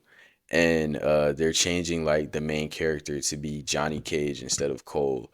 I don't even know if Cole is even in the film, but he was like easily the worst part of that first movie. I did not give a yeah. fuck about that guy. And his Bro, powers quiet were as kept, ass bro. and Quiet lame. as kept, bro. They suck at adapting Mortal Kombat into film. Yeah. Quiet as kept, bro. And the only reason I like the um the one that came out back in the day is because I was a child when I watched it and it Yeah. has like nostalgia. You probably have you Like watched it this since? no. Exactly. like, Exactly. like not at all, bro. Exactly. But like they suck at adapting one. I'm not excited for that. The only movie I'm really excited for outside of the big ones is John Madden with Nicolas Cage. Bro, I'm laughing because anytime somebody asks me, I'm like, "Oh yeah, that's coming out. Oh yeah, that's coming out." And by the way, John Madden with Nick Nicolas Cage movie. Cage. Nick Nick Cage Cage. movie. Yeah, I don't This know if nigga you're can't get aware. Yeah, enough of Nick I Cage. know we're talking about the Odyssey and like the drama and stuff like that, but like, hold on, Nick Cage, Nick he's Cage though. Yo, Nick get out of Cage here. though. um nah, but I think the thing about Mortal Kombat and why it's so hard to adapt is because like with like successful video game franchise movies that they make like Sonic or Mario, there's at least like some kind of story there that you can follow. The Mortal Kombat games are like tournaments and they're mostly like their player base is like multiplayer based. That's like trying to make a fucking Call of Duty movie. Like you're just making a military film. It's not like you're not making something that like cuz the game isn't like specifically unique, Yeah, in terms of yeah. like story wise that you can take from and then that make that I character and do, that stuff I do and put maybe it think on that's part screen. of the problem that they have Yeah, to create a story rather than adapt a story. exactly. While still So having maybe the that is. Mortal Kombat things, in Yeah, it. yeah.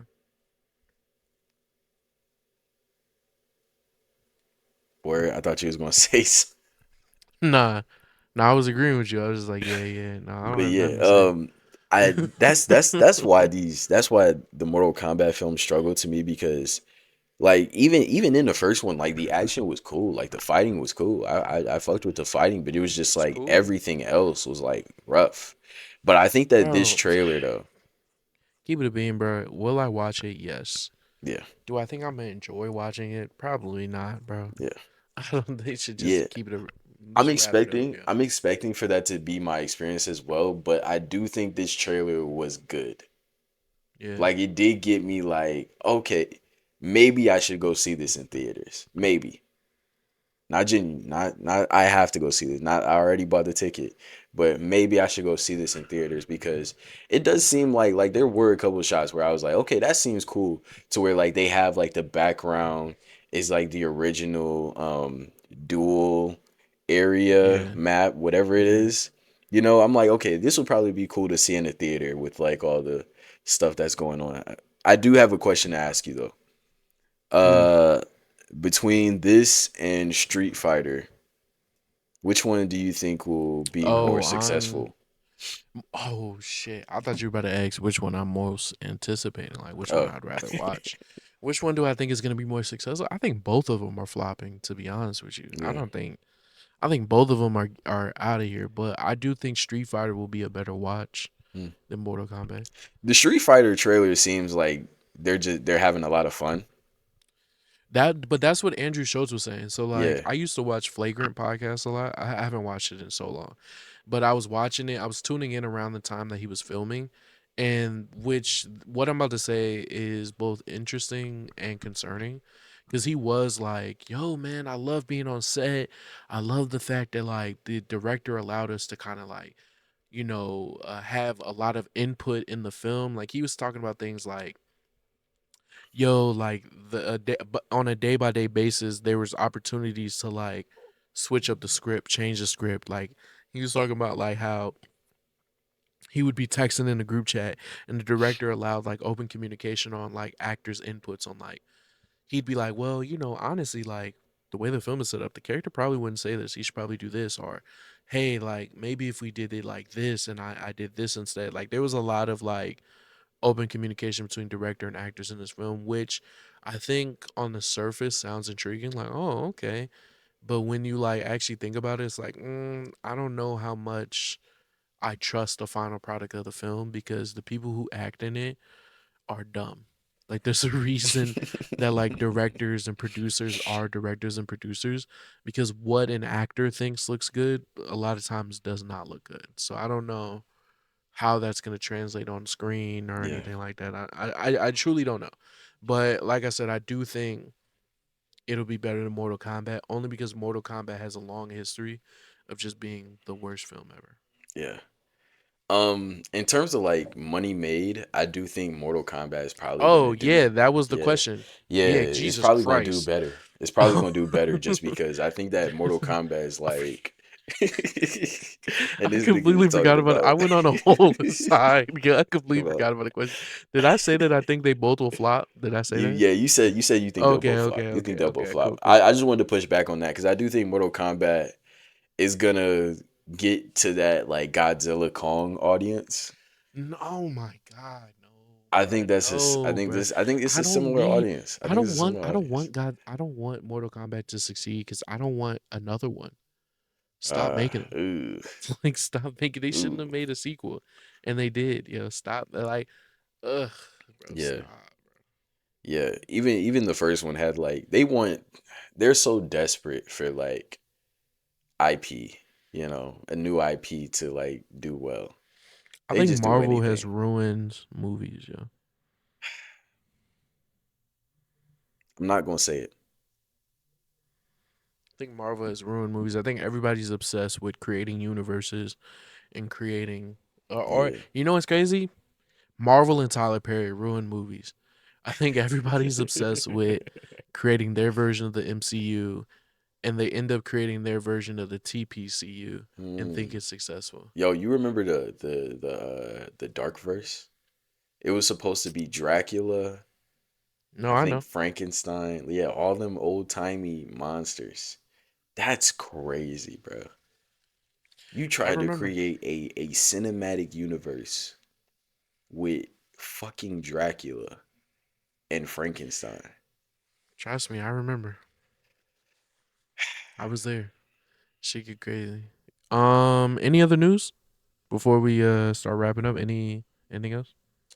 Oh yeah. The biggest movie news probably of the month, to be honest with you. Paramount buys Warner Brothers at the last moment. Buzzer beater. Bruh, I don't give a fuck, bro. Studios becoming bigger, like things becoming more monopolized, bro. It's the movie industry is cooked, yo. AI. Yeah. It's like, bro, yo, I swear to God, one of these episodes, bro, one of us is gonna mistake an AI film for a real film. We're gonna come in here and genuinely talk about it, and halfway through, one of us is gonna be like, "Wait a minute, this film is AI," and that's how we know we're cooked. Yeah. I'm telling you, bro, Did you it's see gonna that happen. trailer for Slop is the gonna continue to slop. It's crazy. Did you see that trailer for the new Darren Aronofsky AI film that he's doing? I know that he's doing one. I don't know that I've seen the trailer. I'll probably watch it just to see what type of bullshit it is, but I'm not watching it as if like it's Right, like you're a interested in genuine it. Yeah, film. yeah, yeah. It's Yeah. bad, bro. It's bad. It's bad, but not because like I can recognize it's bad. It's bad because like there are people out there who will like watch that trailer and not recognize that it's bad and not And recognize that it's AI. engage with it genuinely. Yeah, Yeah. yeah, and be like, oh, this is this seems cool because it's like it's a plot that could appeal to a lot of people. It's like an old story about the fucking like Civil War, you know. Right. It's something that could appeal to like a ton of like fucking dads and July 4th type niggas and niggas who are signing their life away to the military and shit. It's a plot that could appeal to them. So it's just really disappointing, you know, that it's coming to this, and it's hard to talk about because it's like I fucking love movies. I Yeah. fucking love like going to the theater and seeing a movie and being inspired by a movie and like talking about the movie for the next like 2 hours with whoever I just saw it with. You know what I'm saying? Like I love shit like that. So like seeing my beautiful art form of getting pissed on by AI, it's rough, but like I have to be strong. I have to be strong for Ben Affleck. Cuz Ben Affleck told me that the AI shit wasn't going to last and I have to believe him. I have to take him at his word. It's Ben Affleck. It's Ben Affleck. It is. Oh man. This nigga's insane, Yeah. yeah. Um Okay, last thing, I've been currently watching the CIA nigga but I've been watching like his podcast episodes. He's amazing. He's amazing. I've only been seeing clips of him, but Yeah, nah, you gotta watch the podcast episodes. This nigga is like, yes, he's funny, and he's also right. like definitely like entrenched in like American politics and how like and Yeah. capitalism and stuff like that. Of course he is because he worked for the CIA. So I don't Right, right. obviously I don't take everything that he says like, oh, this is like the God honest truth, but Right. like the shit that he's like saying about like the CIA and like the government and how these niggas think, it's like the smallest peak of peaks into like what goes on behind the curtain. Honestly, And it's bro, really interesting for me. every couple years, somebody that is like, "Oh, I was a former CIA guy," they come out, they do like a podcast run, and then they Yeah. like disappear. I don't know how accurate any of the information they're giving is. Like, because to me, if it's as accurate as they want us to think, I feel like the niggas would be dead. Kill that nigga. You're Yeah. giving away way too much. My But thing with like I that though said, is that like at good. least this guy is a former like whistleblower. Like he did like, yo, CIA did this, CIA did that, and then went to jail Yeah. for it. So I mean, Oh, see, I didn't even know that. yeah. So he has like some actual like beef with the CIA, I guess. Yeah. Anyways, listen, man. This is the Post Credit Clarity podcast. This is your favorite It podcast of all is. time. It is. This is the best podcast of all time. It's the best So one. if Yep. you like the podcast, make sure you Which you leave should. one. Okay? Make sure you comment. You know what I'm saying? Comment like, yo, this was crazy. Yo, 11113. I love what Zay said here. He made a lot of sense there. Yo, 5543. Billy was cooking. You know what I'm saying? Leave some comments, man. Leave some some inspiration. comments, Cause we at that please, point, yo. we at that point in the journey where if we keep going, we could talk about it later and be like, oh, remember how we was doing this, remember how we was doing that, now we up. That's what I'm You saying. know what I'm Now we saying? up, And yeah. we need Yo, your I've said this motivational before. comments to I've keep said this going. before at the end of a joint where you have the opportunity to get on the ground floor of something that will rival any major podcast that you've ever Yeah, bro. listened to. You have the opportunity to get it on the ground floor. And how do you get on the ground floor? You like, comment, subscribe. That's how you Hello. get on the ground floor. Not only do you like, comment, subscribe, you tell other people to watch it. You tell other people, hey, this is what I'm listening to. And when they listen to it, they'll think, oh my God, this guy's so cool. This guy's so funny. This guy's so great because of the media that you consume. You see how that works? Yep. Yo, if you're a real Getch better, then you lock in on Mm. this pod and you tell the people about it. And that goes from male, female, they, them. If you a real Getch better, don't got no Gender assigned to it. gender. There we go. I was looking for the word. I couldn't think of the word. Gender assigned to it, yo. If you would get better, you would get better no matter what you subscribe to, yo. So tell other people about us because they're gonna look at you like, damn, you're so smart, funny, handsome, pretty, beautiful because you listen to Post Credit Clarity. Facts. FACTS, man. Make sure you hit the Post Credit Clarity mailbag. Hit us, honestly, at this point, hit us with anything. You don't even have to talk about movies. Bro, tell us about your day. Bro, how was your breakfast this morning, bro? Was it good? But please tell us. Tell us anything. Yo, if nobody comments on this specific video, yo, Post Credit Clarity's over, yo. This specific video does not have a comment. If you've made it this far and you do not leave a comment, no more Post Credit Clarity for you. Yeah, bro. You might be the worst person of all time. You killed Post Credit Clarity. That's you. I'm talking to It's you. on you. Listening right now. Not on us. No, On you, buddy. on you. So I hope you're okay with dealing with that, man. You know what I'm saying? I hope you're fine dealing with that I in hope your you're brain. okay with living the rest of your life knowing that you have murder on your hands. Yeah. There's Because you blood didn't on want to your leave a hands. comment. Blood on your hands because you didn't want to leave a comment on a YouTube video. It's your fault. Yep. And these two would-be stars didn't get, to live out their potential because of you. Because of you. You got to take a look in the mirror. All right. Post Credit Clarity pod. We're done. We're out. Yo, It we're was outta nice here, talking to yo. y'all. We'll see Yo, y'all next salute, week. yo. GG's, man. Stay safe. Stay Adios. solid. Stay Arrivederci. Post Credit Clarity.